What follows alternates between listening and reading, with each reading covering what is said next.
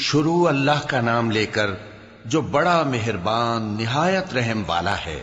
اے پیغمبر صلی اللہ علیہ وآلہ وسلم، جو عورت تم سے اپنے شوہر کے بارے میں بحث و جدال کرتی اور اللہ سے شکایت رنج و ملال کرتی تھی، اللہ نے اس کی التجا سن لی اور اللہ تم دونوں کی گفتگو سن رہا تھا۔ کچھ شک نہیں کہ اللہ سنتا ہے، دیکھتا ہے۔ جو لوگ تم میں سے اپنی عورتوں کو ماں کہہ دیتے ہیں وہ ان کی مائیں نہیں ہو جاتی، ان کی مائیں تو وہی ہیں جن کے بطن سے وہ پیدا ہوئے۔ بے شک وہ نامعقول اور جھوٹی بات کہتی ہیں، اور اللہ بڑا معاف کرنے والا ہے، بخشنے والا ہے۔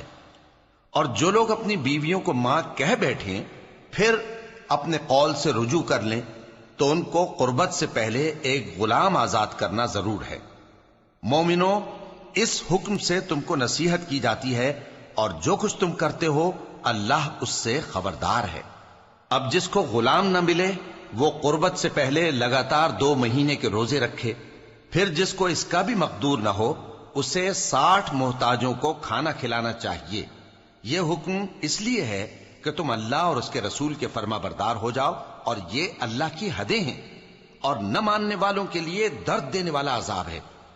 جو لوگ اللہ اور اس کے رسول کی مخالفت کرتے ہیں وہ اسی طرح ذلیل کیے جائیں گے جس طرح ان سے پہلے لوگ ذلیل کیے گئے تھے، اور ہم نے صاف صاف آیتیں نازل کر دی ہیں، اور جو نہیں مانتے ان کو ذلت کا عذاب ہوگا۔ جس دن اللہ ان سب کو جلا اٹھائے گا تو جو کام وہ کرتے رہے ان کو جتائے گا۔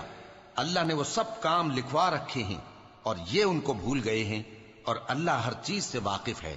کیا تم کو معلوم نہیں کہ جو کچھ آسمانوں میں ہے اور جو کچھ زمین میں ہے اللہ کو سب معلوم ہے؟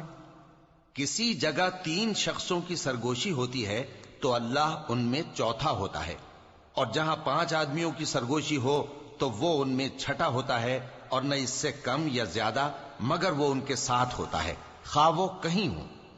پھر جو جو کام یہ کرتے رہے ہیں قیامت کے دن اللہ سب ان کو بتائے گا۔ بے شک اللہ ہر چیز سے واقف ہے۔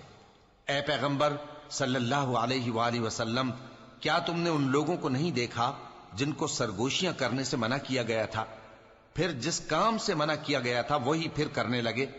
اور یہ تو گناہ اور ظلم اور پیغمبر صلی اللہ علیہ وآلہ وسلم کی نافرمانی کی سرگوشیاں کرتے ہیں، اور جب تمہارے پاس آتے ہیں تو اللہ تعالیٰ کے بتائے ہوئے الفاظ کے بجائے دوسرے الفاظ میں تمہیں دعا دیتے ہیں، اور اپنے دل میں کہتے ہیں کہ اگر یہ واقعی پیغمبر ہیں تو جو کچھ ہم کہتے ہیں اللہ ہمیں اس کی سزا کیوں نہیں دیتا؟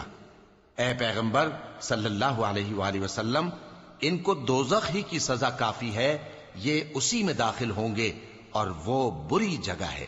مومنوں، جب تم آپس میں سرگوشیاں کرنے لگو تو گناہ اور زیادتی اور پیغمبر کی نافرمانی کی باتیں نہ کرنا، بلکہ نیکوکاری اور پرہیزگاری کی باتیں کرنا، اور اللہ سے جس کے سامنے جمع کیے جاؤ گے ڈرتے رہنا۔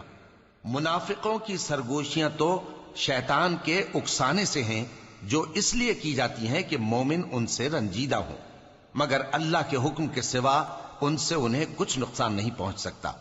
تو مومنوں کو چاہیے کہ اللہ ہی پر بھروسہ رکھیں۔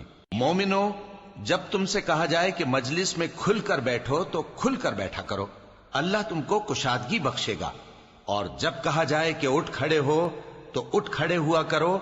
جو لوگ تم میں سے ایمان لائے ہیں اور جن کو علم عطا کیا گیا ہے اللہ ان کے درجے بلند کرے گا، اور اللہ تمہارے سب کاموں سے واقف ہے۔ مومنوں، جب تم پیغمبر کے کان میں کوئی بات کہو تو بات کہنے سے پہلے مساکین کو کچھ خیرات کر دیا کرو، یہ تمہارے لیے بہت بہتر اور پاکیزگی کی بات ہے، اور اگر خیرات تم کو میسر نہ آئے تو اللہ بخشنے والا مہربان ہے۔ کیا تم اس سے کہ پیغمبر کے کان میں کوئی بات کہنے سے پہلے خیرات کرو ڈر گئے؟ پھر جب تم نے ایسا نہ کیا اور اللہ نے تمہیں معاف کر دیا تو نماز قائم کرتے رہو اور زکوٰۃ دیتے رہو، اور اللہ اور اس کے رسول صلی اللہ علیہ وآلہ وسلم کی فرما برداری کرتے رہو، اور جو کچھ تم کرتے ہو اللہ اس سے خبردار ہے۔ بھلا تم نے ان لوگوں کو نہیں دیکھا جو ایسے لوگوں سے دوستی کرتے ہیں جن پر اللہ کا غضب ہوا؟ وہ نہ تم میں ہیں نہ ان میں، اور جان بوجھ کر جھوٹی باتوں پر قسمیں کھاتے ہیں۔ اللہ نے ان کے لیے سخت عذاب تیار کر رکھا ہے، یہ جو کچھ کرتے ہیں یقیناً برا ہے۔ انہوں نے اپنی قسموں کو ڈھال بنا لیا ہے اور لوگوں کو اللہ کے رستے سے روک دیا ہے، سو ان کے لیے ذلت کا عذاب ہے۔ اللہ کے عذاب کے سامنے نہ تو ان کا مال ہی کچھ کام آئے گا اور نہ اولاد ہی کچھ فائدہ دے گی۔ یہ لوگ اہل دوزخ ہیں، اس میں ہمیشہ جلتے رہیں گے۔ جس دن اللہ ان سب کو جلا اٹھائے گا تو جس طرح تمہارے سامنے قسمیں کھاتے ہیں اسی طرح اس کے سامنے بھی قسمیں کھائیں گے اور خیال کریں گے کہ ایسا کرنے سے کام چل جائے گا۔ سنو، یہی تو ہیں جھوٹے۔ شیطان نے ان کو قابو میں کر لیا ہے اور اللہ کی یاد ان کو بھلا دی ہے۔ یہ لوگ شیطان کا ٹولہ ہیں، اور سن رکھو کہ شیطان کا ٹولہ ہی نقصان اٹھانے والا ہے۔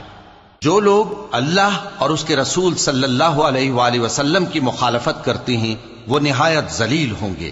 اللہ نے یہ بات لکھ دی ہے کہ میں اور میرے پیغمبر ضرور غالب رہیں گے۔